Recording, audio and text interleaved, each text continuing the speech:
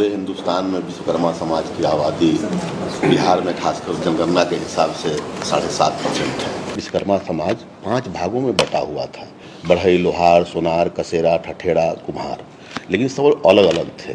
तो आज समय की मांग है और परिस्थिति है कि जिसकी जितनी संख्या भारी उसकी उतनी हकदारी। तो हम लोगों ने पिछले 6 वर्षों से लगातार दिन रात 24/7 काम करके ये पांचों को एक किया। सीनियर ब्यूरोक्रेसी में आपका कोई नहीं? जी नहीं है। मीडिया में आपका कोई नहीं? नहीं है। कॉर्पोरेट इंडिया में आपका कोई नहीं? नहीं है।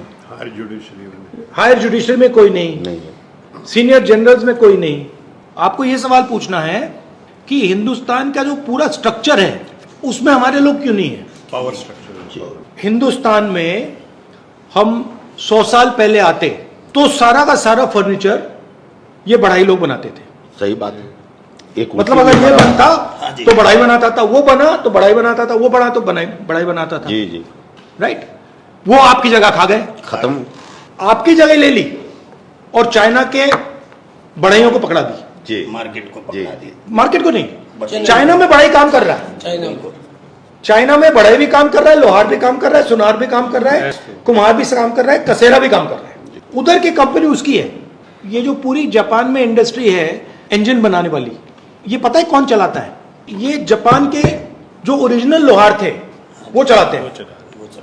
बट यहाँ हम लोग को आगे बढ़ने ही नहीं दिया जा रहा है। हाँ, तो मेरा सिर्फ ये कहने का मतलब है, ये जो आप लड़ाई लड़ रहे हो ये बहुत जरूरी लड़ाई है, मगर ये 1990 की लड़ाई है। आप सोचोगे यार हमारे 5 लोग विधानसभा में आ गए तो हमारा काम हो जाएगा। वो 5 लोगों को ऐसे अंबानी खरीदेगा 2 मिनट में। तो हम लोग क्या करें? रास्ता बताइए ना। अब ये जो लड़ाई आप लड़ रहे हो, आप कुरुक्षेत्र उधर चला गया है। तो सर उधर जाने के लिए क्या संसाधन नहीं है हमारे पास? नहीं, सबसे पहले उधर जाने का तरीका जाति जनगणना है।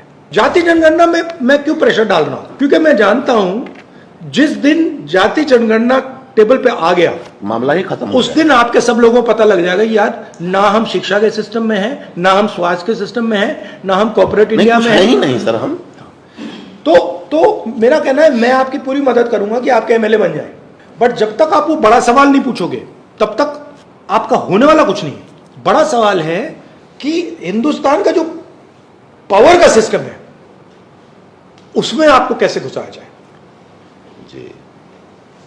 और इससे उसमें नहीं घुस रहे हो, इससे नहीं घुस पाओगे। आपकी हिस्ट्री है, आपका कल्चर है, आपका जीने का तरीका है। सबसे पहले आपको अपनी जो हिस्ट्री है उसमें कॉन्फिडेंस लानी पड़ेगी। दलित जो है वो सबसे दबा हुआ है, बट अपनी हिस्ट्री में उसकी कॉन्फिडेंस है। उनका इकट्ठा होने का अपने इतिहास को याद रखा, आप भूल गए। और पूरा राजनीति, हिंदुस्तान की राजनीति का पूरा गेम यही चल रहा है कि यार ये जो ओबीसी हैं इनको अपना जो इतिहास है ये भूलवा दो। हिंदुस्तान की जो इंडिपेंडेंस की जो स्ट्रगल थी वो 2 फेज में थी। पहले कांग्रेस पार्टी कह रही थी कि भाई देखो हम अंग्रेजों के सिस्टम को एक्सेप्ट करते हैं, इसमें हम रिप्रेजेंटेशन चाहते हैं। 1929 में 29 में गांधी जी और नेहरू जी और इन सब ने कहा कि हम रिप्रेजेंटेशन नहीं चाहते, पूर्ण स्वराज, हम पूर्ण स्वराज चाहते हैं, हम पावर चाहते हैं। अभी आप लोग रिप्रेजेंटेशन की लड़ाई लड़ रहे हो। अभी आप लोग कह रहे हो कि भैया हमें रिप्रेजेंटेशन चाहिए, इससे आपको कुछ नहीं मिलने वाला। पूर्ण स्वराज आपको अभी आप पावर के लिए नहीं लड़ रहे हो, अभी आप रिप्रेजेंटेशन के लिए लड़ रहे हो। मतलब पावर यहां पे है, आप कह रहे हो यार 2 कुर्सी हमें दे दो, भागीदारी हो जाए थोड़ी सी 2 कुर्सी दे दो। आपने मुझे बोला कि भैया हिंदुस्तान में कि 5000 एमएलए है, हमें 5 दे दो, मतलब 1000 में से 1। राइट। आप मेंटली रिप्रेजेंटेशन के लिए लड़ रहे हो, पावर के लिए नहीं लड़ रहे हो। जब तक आपने ये अपने माइंड में नहीं बदला कि मैं रिप्रेजेंटेशन के लिए नहीं लड़ रहा हूं, मैं अपनी हिस्ट्री के लिए लड़ रहा हूं, मैं पावर के लिए लड़ रहा हूं, तब तक ये गाड़ी आस्ते आस्ते आस्ते आस्ते आस्ते चलेगी, थोड़ी देर बाद ठक रुक जाएगी। आप जो लड़ाई लड़ रहे हो आप बहुत कम स्पेस के लिए लड़ रहे हो। आपके माइंड में यह सवाल नहीं उठ रहा यार ये छोड़ो यार, मैं एक कुर्सी नहीं मांग रहा, अब मैं आधी टेबल मांग रहा हूं। जब तक आप आधी टेबल नहीं मांगोगे तब तक आपके लोग आपके पीछे नहीं खड़े होंगे, क्योंकि वो सोचेंगे यार ओबीसी वर्ग सोचेगा यार ये तो मतलब हम 50% ही 2 कुर्सी मांग रहे हैं यार। मेरा लक्ष्य है कि कांग्रेस पार्टी की जो लगाम है वो मैं ओबीसी, दलित, आदिवासी, इन कम्युनिटीज के हाथ में डाल दूं, क्योंकि यही आपका हथियार है।